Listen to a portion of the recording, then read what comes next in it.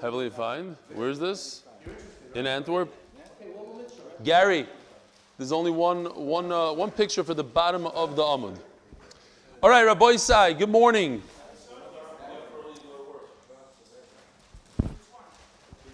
It's only this. Oh, I don't think I saved it. Okay, but we're live. Okay. We have less than 10 people. It's a little surreal. I mean, I looked outside my window last night, and I was watching a wedding. There's a shul right across the park from me. I saw a wedding, 10 people. Music was blaring as if there's 100 people, but there's 10 people there. We're living in a little bit of a dream here. My brother, Shoshana Razia Basilka, for Refuah Shlema, he had to go into quarantine. The whole family's in quarantine to protect her, to protect the family. All right. Hello, Rebelli. I want to thank you again for this amazing shir that you provide. I watch the complete shir every day, and I've been doing so since the beginning of brachas. Thanks to you and your team, I was able to make a siyum Masechta brachas. While it was a good feeling, the best part was seeing the joy of my wife and children had. The joy my wife and children had. Thank you. I know it's a tough time right now, having only a handful of people in the actual shir. But please don't be sad. Oy. So I got a few texts, a few emails that I looked sad yesterday. I guess I was sad. You know, the night before, 12 hours before, we had 85 people sitting here. And think about all the Torah lost, all the people that don't have internet, that are not going to get up and watch it online. There's a lot of people that are, and the momentum. We had such a momentum going. It's unbelievable. Brachas, we're going stark. You can listen online on Torah anytime, says Rabbi Schoenberg. You don't have to have it. You could call in. Yes, you could call in on the phone. You could. But that momentum, we can't. Rabbi Isai, please don't lose the momentum. This is one of the nisyonos HaKadosh Baruch Hu is sending us to see if we're going to break this momentum. We're not breaking it. We're going to stand strong. So many people across the globe tune into your shir and are learning because of you. Please keep smiling. And keep up your amazing attitude. No atzvus. No, seriously, I'm not scared. I'm not otsev that I'm in my house. I'm disappointed in this momentum. I feel bad that other people are not going to be learning as much. Please keep smiling. Be'ez Hashem, this episode will be over shortly, and your shir will be overflowing with standing room only. Wishing you all the best, Binyamin. P.S. I agree that the new camera needs better lighting, as the whole room looks very drab. Now on to not such a pleasant email. I'm not going to read the whole thing because the tone was a little bit not my flavor. Good morning, Rabbi Stefansky. He goes on. He didn't write this with intent to be read on ear. If you do, fine. I waited 3 hours to write this to allow me to calm down. This morning when I took out my Gemara and opened YouTube, I had a feeling it would be awkward. It was. Even before the zoom out, you could feel the emptiness of the room and can see the effect it had on you. Another person is saying that it had an effect on me. I can't imagine how hard it must have been. With that said though, the sense of sadness and anger, kas, I felt when the zoom out happened, I cannot describe. Rules are not meant to be broken. 10 is not 11 or 12 or 13. 10 is 10. That means you, the camera person. Now that I have a machlokes with him. The camera person is on a second floor. He is not part of this room. No? Not part of this room. Do you say not part of this room? Not part of this room. You could hear, the ladies are also, but they're not part of the room. That's a second floor. You have to climb up a flight of stairs to get up there. That's not part of this. I have to be mechulik on you, Rabbi. Akoponim is right. It says 10 and not 12. Now, I cannot be, he shouldn't be mad at me. We had 10 and we invited people. Some people forced their way in and didn't know about it. There's a big sign on the door that I posted with my own hands that says 10 people. Akoponim, but I'm not upset at him because he compared me to Charles Barkley. You said you are a role model. You don't know If it's fair, people look to Torah leaders, Hashem Yirachim. How many people saw you allowing more than 10 people and thought they can do the same? I know you're a big NBA fan, and being of similar age to me, I'm confident you recall Sir Charles Barkley saying he wasn't a role model, but he was and still is. So are you. I disagree with that as well. Two machlokes in here. Anyways, he goes on to threaten me. I'm not going to go into the threats, but we love you. You should come visit our shir. Everything's good. We could zoom out today. How many people are we? I can't even count. We're 7 people. Hashem Yirachem. We went from Motzei Shabbos, 120-something people to 7 people. It's an asayan, and we have to be mizgaber. We have to keep up the momentum. Rabbi said, don't let this stop you. Adarabah. You know what? Somebody wrote me a beautiful thing today. Adarabah. We should take this opportunity when you're at home to do more chazara. Do another chazara, another 8 minutes, another something, another chazara. Let's see what the Gemara says here. We're holding where we're supposed to be holding. Daf Yomi Amud Aleph. There's no clock today. Yeah, it's slightly Agadita. For Shabbos, it's very Agadita. No clock, so there's no time. Great. Yeshua, if you get me a clock, maybe it would be great. Yishkoyach. It's over here. Oh, thank you. Beautiful, right over there. No. Shama, by the tefillin, perfect. Thank you. It only took 10 minutes to redeem it. They didn't have a minyan for Shachris because people were makbid on 10, so it took them a very long time to get a minyan. So that's why we're starting with a bit of delay. Zog the Gemara. We're holding by Maskevlo Rav Sheshes, 5 lines down. We learned yesterday that in Bavel they had a minhag to tighten their belts, their girdles, whatever it was, and when they were eating, they opened their belt. And Eretz Yisrael, not so much. So the beginning of the meal was when they washed their hands. In Bavel, the beginning of the meal is when they undid their belt. Once they undo their belt, they don't have to stop for mincha. Maskev lo Rav Sheshes. Is it a big deal to put on your belt? What's a big deal? As long as their pants don't fall down, what's the problem to sit there with an open belt? Says the Gemara Yisoid, it's brought down in Shulchan Aruch, Mishum shenemar hikoyin likras elokecha Yisrael. You have to be prepared. How do you talk to a king? However you talk to a king, do you go to a king with pajamas? No. So the Mishnah Berurah says no pajamas. He brings down, do you go to a king with your boots? You don't go with the boots. Take your boots off. You don't go to a king with your belt open. How would you talk to President Trump? The same way. You wear a nice suit and a tie, so that's what you do. He kindly kratz l'kecha Yisrael. Rav bar Avuna Rami Puzmiko Mitzalei. Says the Gemara. So before we go on, there's a taisis here, and this is a very Hasidish misnagdish daf. This is where a lot of machlokes maybe come from. Taisis brings here Dibber Maskil Trichusa L'Meisar Myonei. He says in middle Taisis, Ubamachzor Vitri Mefarish, the time to be in an Ezer, the reason why you need a belt, and this is where the minhag of a gartel comes from, Shloiyeh Liboy Royas Erva, that your heart shouldn't see the Erva. Says Taisis, V'davka Lohen, only in those days you needed a gartel, Shloihoy Lehem Echnosayim. They wouldn't wear pants, they were wearing a robe. So you needed to separate the heart from the Erva.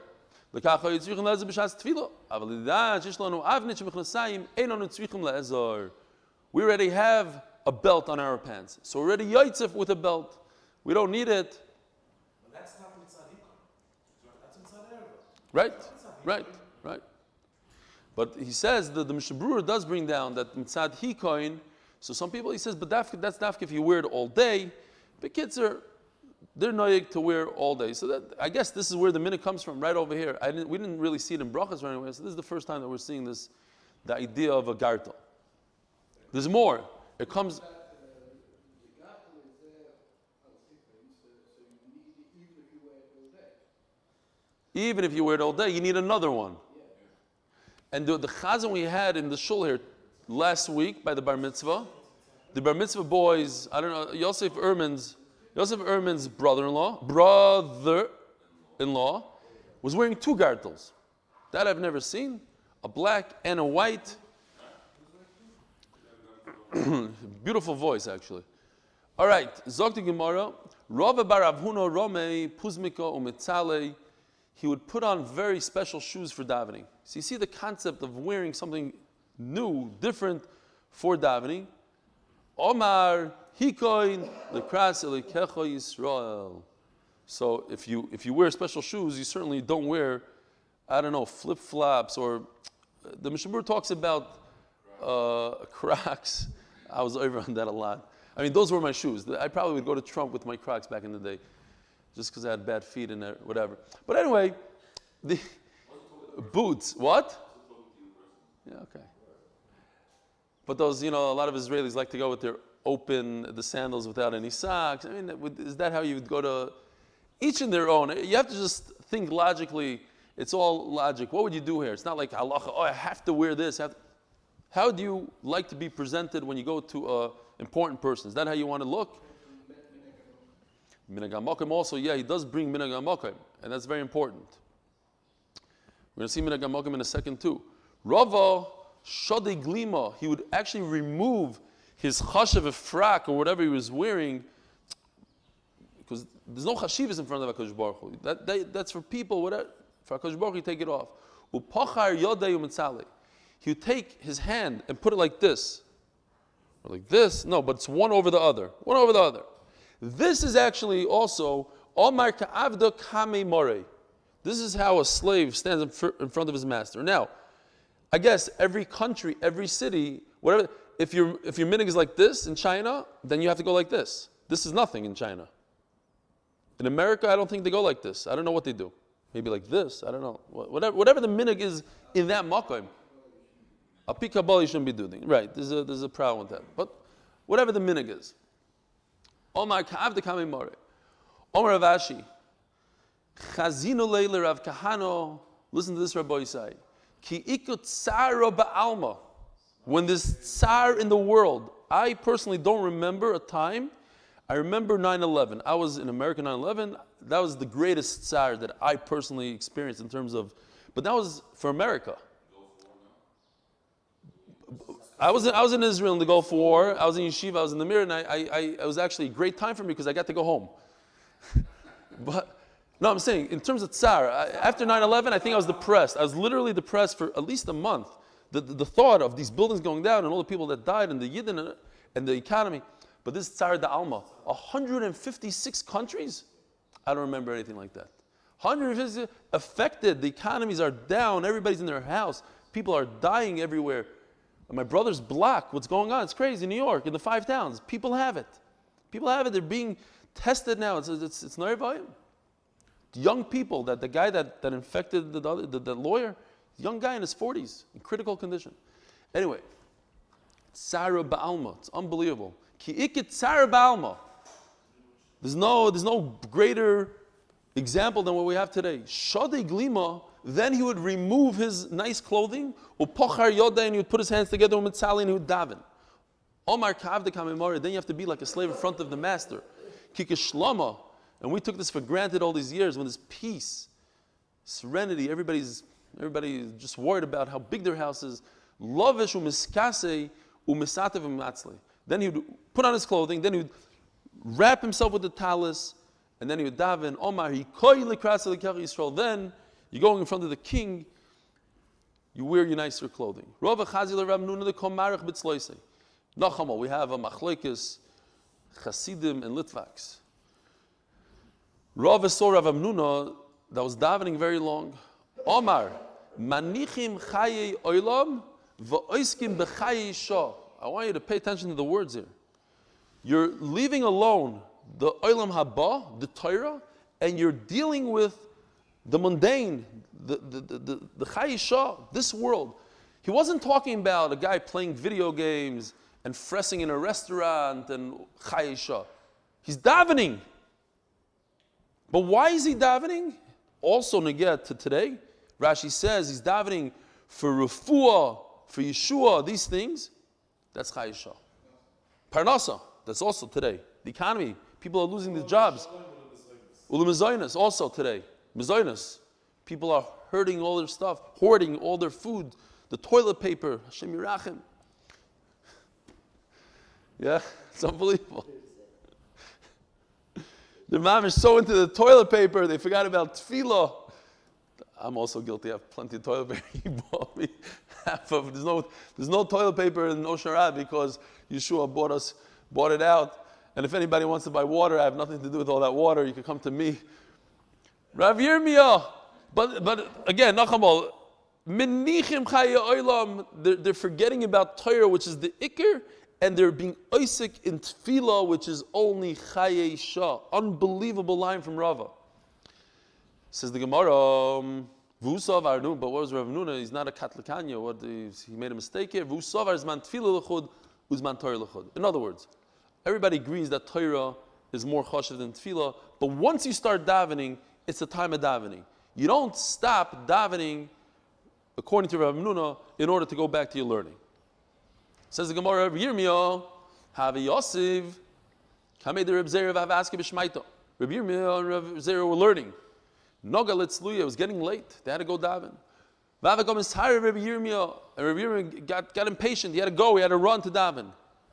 Kari alei Reb Zera, this is an amazing, perfect pasuk, fits right in. Meiser oznoi mishmaya Torah, he's not listening with his ear to hear Torah. Gam tfilosi teiva. What's going to happen to this tefillah? It's toyeva. It's no good. So, for davening, no, that's because we're on a schedule. It's not for davening. Upon him, Taisus brings down in Daf Yud Aleph, and the Gemara talks about it over there. These are people that Torah these are people that's their livelihood. All they do all day is Torah, and for Torah you don't stop to daven. But us, when time of tefillah comes, we do say 10 minutes. Which toast is that? What? Yud Aleph Omid Aleph. Here, Kagoin Anu Mafsikim Bein L'Kriyashma Bein L'Tefillah. Two pshatim Taisus says, or that it wasn't the time yet. You have to say that either there's plenty of time left, or you're talking about Terasum Nasai. May Masayat Chalas Adin. Now we discussed yesterday, when do you start eating? When do you start a haircut? When you put the apron on? When you start eating? When you wash your hands or under your belt? In other words, all these things are one step before you actually do the Maisa. When it comes to din, it might be a little different. I had I don't know what the word is. I had the opportunity to be in court here in Israel. It wasn't such a great experience. But I noticed that they have a minhag of England, I think it is. All the lawyers, they put on a cloak. They put on a nice, long, black robe.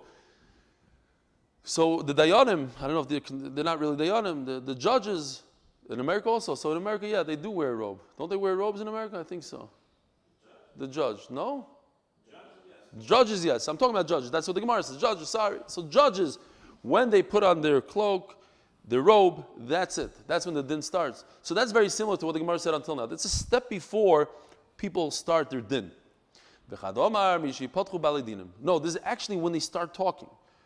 When it comes to food, it would be when a person puts a piece of food in his mouth, which is not the case in food. Food is one step before that, when you wash your hands or you undo your belt. You can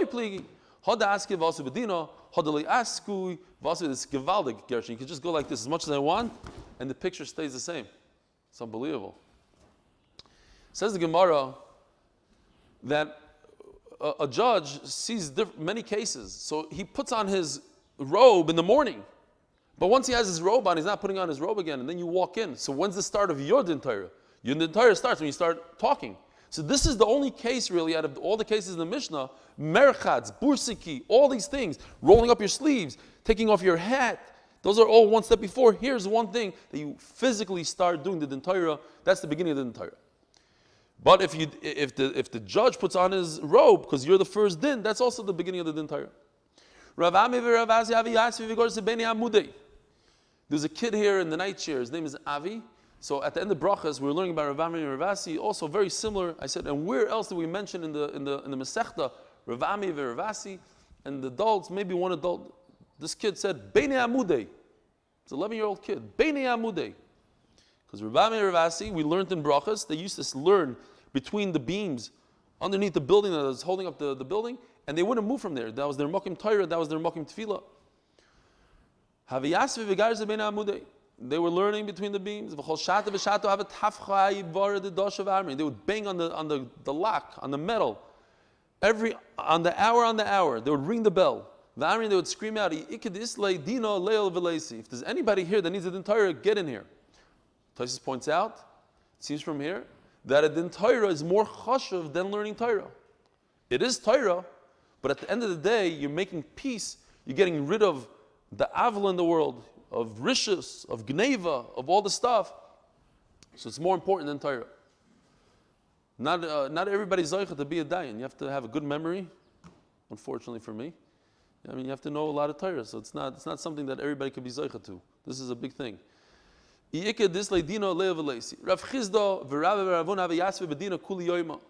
Chisda and Rav Ravuna was sitting in the Torah all day long. Rashi's second pshat, he says he likes better. It means they became faint. They became weak because they didn't eat all day long. They were busy with the Torahs. Rav Chia bar Rav Medifti said, you're making a mistake. It doesn't mean that Moshe Rabbeinu sat there in the Torah from day to night. That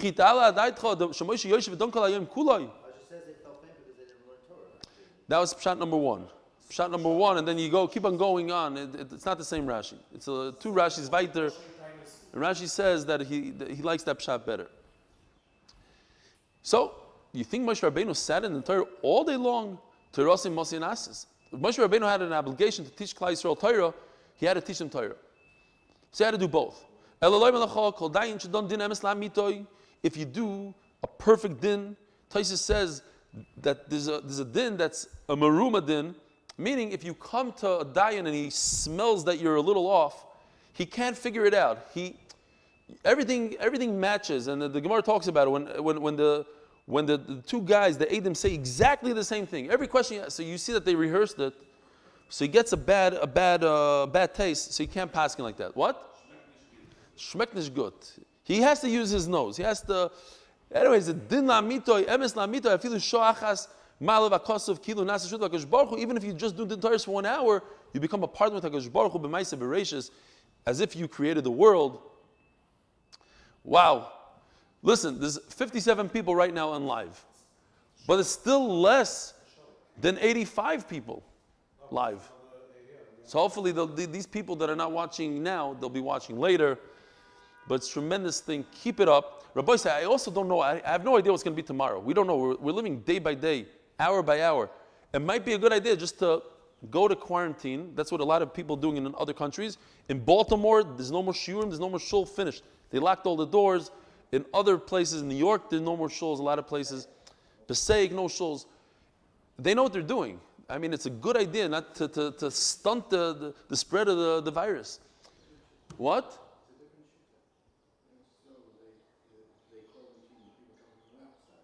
Yeah, but there's still 250 people that have it, and 250 people.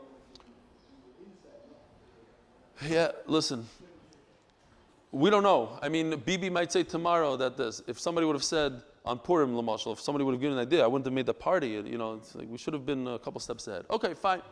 Zog the Gemara. Anyways, he's saying that the pasuk, you become a shutaf with HaKadosh Baruch Hu. The pasuk is not telling me that Moshe Rabbeinu stood there from day to night. The pasuk is saying, like Boiker and Erev. Where else is it mentioned in the Torah, Boiker and Erev? By Maaseh Bereishis, to tell you that he's like a shutaf with HaKadosh Baruch Hu Maaseh Bereishis. Now that we say that you don't have to be in the Torah all day long, so until one point, do the Dayanim sit there? As we're going to see soon, until the 6th hour of the day. So let's say if Netzach Chama is 6 o'clock, so you sit there until 12 o'clock. Rav Chama, micro, where do you see this in the pasuk? Iloch Eretz Shemalkich Noir. Malkich, says Rashi, are Dayanim. Look at this place that the Dayanim are up. What's going on here? The ministers are eating in the morning, early in the morning. What's wrong with them? Ashrecha Eretz Shemalkich ben Chorin b'Sorayich beis yochelu. Gevaldik are the place where the Dayan, he eats at time, bigvura v'loy b'shsi, with strength and not when he's drinking and drunk. Bigvura shel Torah v'loy b'shtiya shel yayin. They have the strength of the Torah and they're not sitting there like other people. These are the dayan and these are the gdolim, and not drunk. Toner Rabbanon, Shari Shayna Machaludim. The cannibals, these fressers, they can't control themselves. They need to eat right away. Not only that, they eat their own people. They eat other human beings. Their own people not, but other human beings they eat. Worse than chayes in the jungle. Going back to the jungle. In the jungle, a lion might kill another lion. He'll never eat another lion. I don't think there's such a thing as an animal eating its own species. To be a cannibal is crazy. But they can't control themselves. They need to eat as soon as they get up. They start fressing. The listim, they're up all night and they sleep a little bit, so then they eat right away. Shlishis machal yorshim. These are the trust fund babies. They don't have to worry about anything. They don't have to worry about parnasa. They get up, they eat in the third hour. Revis machal poyalim. These are hard workers. They eat in the fourth hour. Chamish is machal kol adam. All people eat in the fifth hour. It's not true. People eat on the fourth hour, and it's not poyalim. El revis machal kol adam. Most people eat in the fourth hour. What is that, like 10 o'clock, 9, 10 o'clock? Chamish is machal poyalim. And the fifth hour later on is for workers. Shishis machal tamid chacham. Tamid chacham have to hold out until the sixth hour.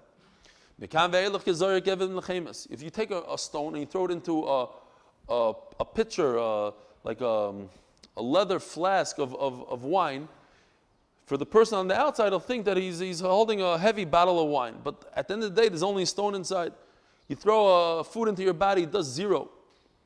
There's an old Russian that used to come to my house when I was a kid, and I remember him telling my dad that food, it's overrated.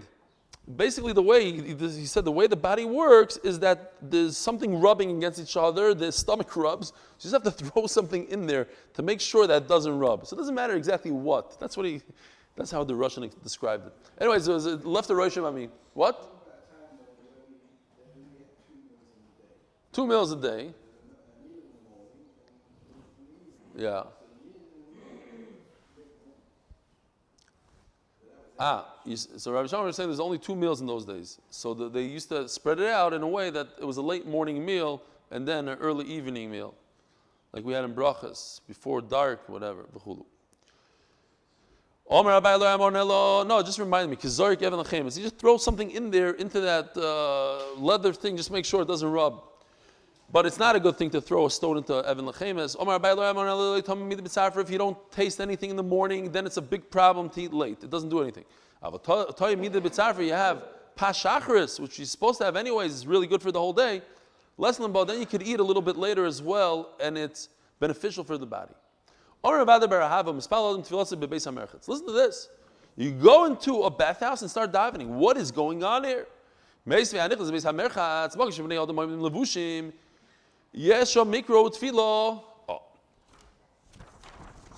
is just for demonstration purposes only. This is not accurate to what the Gemara is really talking about. This is a mikvah in Portland, Oregon. So basically, there's a reception here, and then there's rooms here where you get ready, and then you have the bar. You have 1, 2, and 3. Says the Gemara, there's 3 rooms in a bathhouse. Not exactly like this. Maybe the reception is not really a reception. But here's where people are already dressed, hanging out. This is a really kosher place. This place, occasionally a guy coming out of the mikvah, he'll come out unclothed completely, but he grabs his towel real quick and he gets dressed. And over here, obviously, people are undressed. So the difference in halacha is, do I have to take off my tefillin or not in this middle place? Now, over here I can wear tefillin. Over here I certainly can't wear tefillin. The middle guy, if I'm already wearing tefillin, you don't have to take it off. Says the Gemara,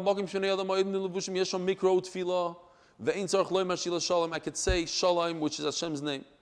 And I could put on tefillin, and certainly I don't have to remove my tefillin. So that's over here in room number 1. But in a place where people stand undressed, but some of them are dressed, it's in between area. Yesham Shila Shalom. I could mention Hashem's name. I could say Shalom Aleichem. Ve'ensham mikro tefillah, but I cannot daven there. Say Kriya Shema. Ve'enoi choylet tefillin. But I don't have to remove my tefillin. So don't do deliberate things. Don't say Kriya Shema there. But once I'm wearing my tefillin, I don't have to remove them. Remember, in those days, people wore tefillin all day. He walks in with his tefillin. But certainly you can't put on tefillin. Now, what about thinking and learning? The Ran says you're allowed to think and learning. And not only that, he says if somebody comes and asks you a question, in this middle room, he asks you a question in learning, in halacha, you can answer him yes or no. You can't go into a deep halachic discussion. And to think and learning, yes. But in the mikveh area itself, which by the way, they close down all the mikvahs for the men, I heard that they might be opening a little bit, but it's a big problem. I don't know why, but it seems like it's a hotbed for this virus. It doesn't seem like a great place. 10 people in the mikvah. Wow. And by the way, we have to use common sense. You have a room the size of Bill's base measures. What, you can only have 10 people in there? And on the bus in Israel, you're allowed to have 20 people, 100 people. You got to use common sense. We got to use that distance, 2 meters, but no, 10 people is 10 people. This is good. This is 7. Is this okay? Because we're under 10.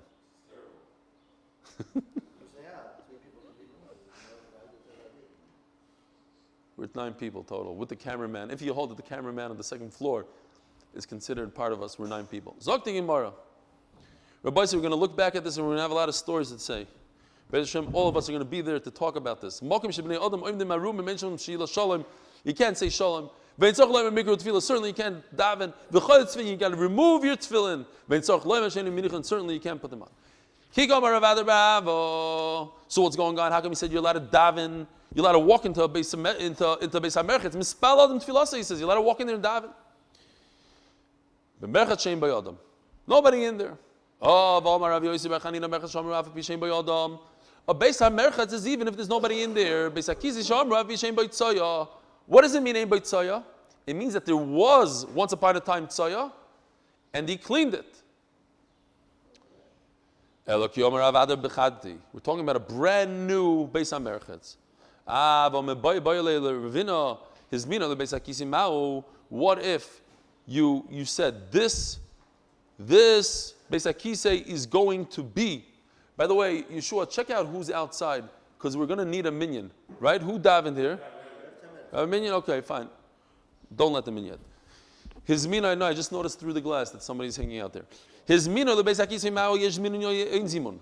Could I designate a bathroom and ruin it, like we had over here, that the bathrooms weren't finished, but it was designated as a bathroom? And we didn't come to the conclusion. Isn't Allah the same for a bathhouse? We're holding Daf Yomi and Beis, Shani Beis HaKisei the Mois. A Beis HaMerchet, we're talking about people undressed, so you're not allowed to learn, you're not allowed to daven, fine, but it's not disgusting. When something's disgusting, it's going to be disgusting. Maybe it's worse, even if nothing ever happened there, it was just designated. Says the Gemara, Ein Shom She'ilas Shalom. You cannot say Shalom Aleichem say Aleila Rav Amnuna Mishmei Du'ulo Domar Osal Adam Shitan Shalom Chaver Beis HaMerchet Mishum Shenemar Vayikra Lo Hashem Shalom. Hashem's name is Shalom. So therefore, you're not allowed to say Hashem's name. You're not allowed to say Shalom Aleichem in a bathhouse. Elameato Heimanuso Nami. You're not allowed to say the word Heimanuso of faith. Also, the Memes like he said, why not? Hashem is faithful. And if you're going to say yes, for the same reason, you're not allowed to say Menusa.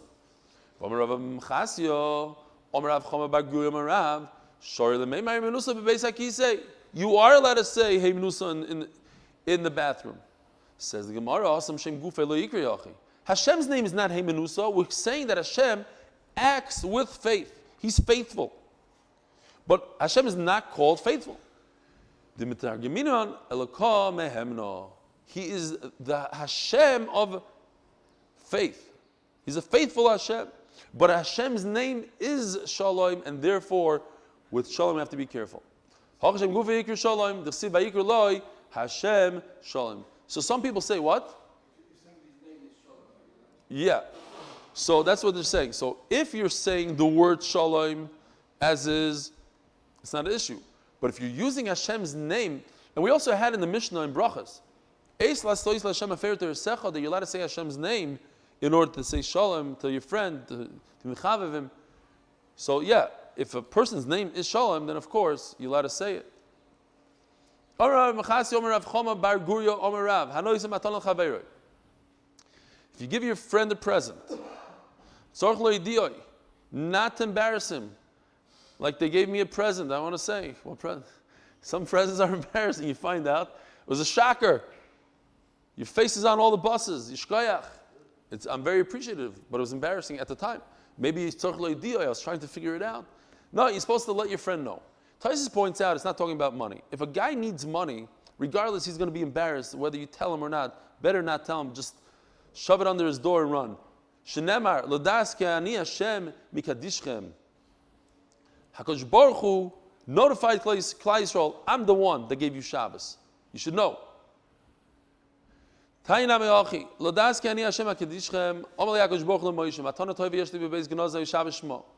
a beautiful present called Shabbos. What is the song?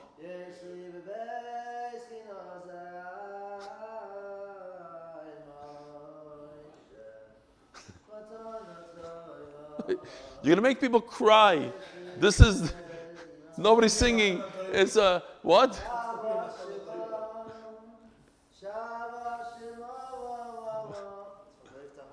Leif Tahar. Shabbos Shema, Shabbos Shema. I gave you a beautiful present, Shabbos Shema. Leich v'hoidiyam. I want you to go tell them, and I want you to tell them, I'm the one that gave it to you. If you give a kid a present, you give him a piece of bread. Nebuch, in those days, it was bread. Today, it's a candy. You should let his mother know. Why? Because through that, you create achva v'reyus. People will be happy with you. How do you let them know? They don't have cell phones. Omar Abaya, think about it. If you did this today, it's the exact opposite of making peace. You're going to have enemies today. Shoifle mishcha, you put some oil between his eyes. Why? What is going on here? He says, that guy that gives out candy to the children, he put oil on my face. He touched you. Call the police. And he put on makeup. He put on me. In those days, it was a good sign. The mother's going to say, "Wow, the guy in shul put on makeup." Hashem Yerachim. You know, things have changed. Generations have changed. In those days, it was a sign. You have blue under your eyes. You have oil on your face. Wow, beautiful. I'm so appreciative of the guy that messed up your face. He probably is giving you a small piece of bread. But today, maybe it's a hint. The Gemara calls it kshafim. Witchcraft. Today it's witchcraft. This is also bad news. You take some of the bread, you sprinkle it on his head, you put crumbs on his head, the kid comes back messy. His mother says, what's going on? Why is your head full of bread? Oh, that guy gave me bread. And then through that there's Ava V'reus.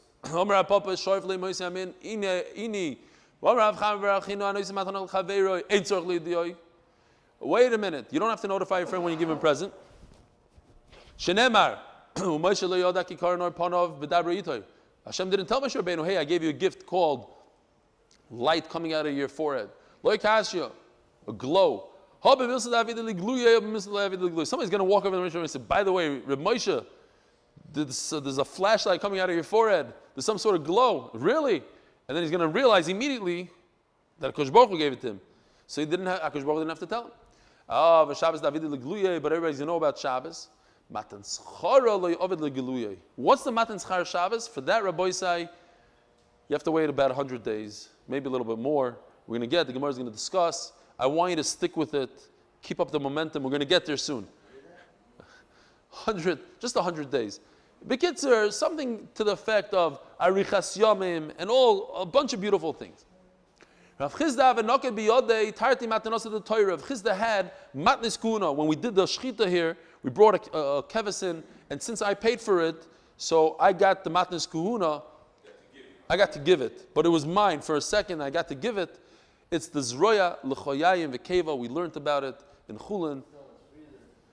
Omar kol man da'asi. No, I gave it away to Yedidia because he's married to a kohenes. That's the halacha that if you're married to a daughter of a kohen, you could give it to him as well. Yisraelim are allowed to eat from it. Kol man da'asi v'amar lishmaitza chata. If you tell me a brand new chiddush, mishmei the Rav, in the name of Rav, I'm going to give you my matnas kun. Rashi talks about it. It was in Chutz La'aretz, but they changed the minhag now. Okay, I want it. Let me tell you a chiddush. You have to notify your friend before you, as you give him the present, say, hey, by the way, I'm about to give him, don't faint. You ever see these videos? Oh, surprise, happy birthday. The guy faints. No, the guy can faint. The guy can be embarrassed. Shenemar l'das kani Hashem ikadishchem. You have an alei. He said, beautiful pshat. Okay, here it is. Omar, so Rabbi Bar Mechasi tells him, Chavivin aloch shmaitze the Rav kulei. Hi, I see you love Rav's saying so much. Omar le'in. I'll tell you another thing Rav said. When you wear a very expensive clothing, is good for the person that's into that kind of clothing. Only guy that likes a frock enjoys it, but if you were to give a regular guy a frock, you would hate it. Says the Gemara, what? On Purim, what? Talking about Purim. Akoponim, Omer Rav, Hachi, really? Rav said that. So what was he saying? He says, you enjoy Rav, so anything I say in the name of Rav, you get all excited. He says, oh, I love the second pshat even more than the first pshat. And if I had even more, I'd give you more.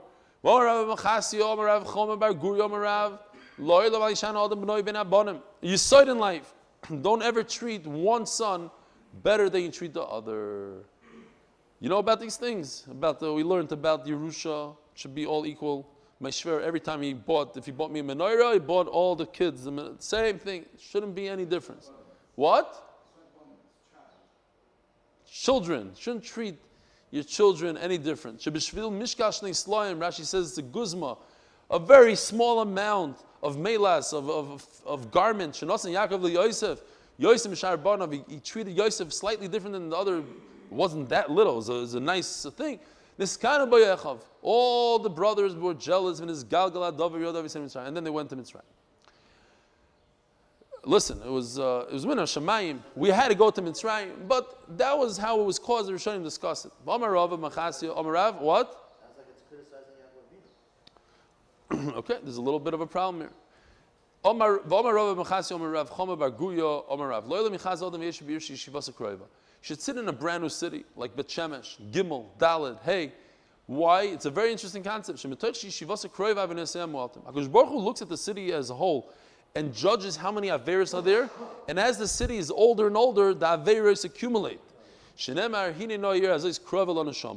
Look at the city called Tzoyar over here, Mitzor, whatever it's called. What is it called? It's called Tzoyar, no? Tzoyar.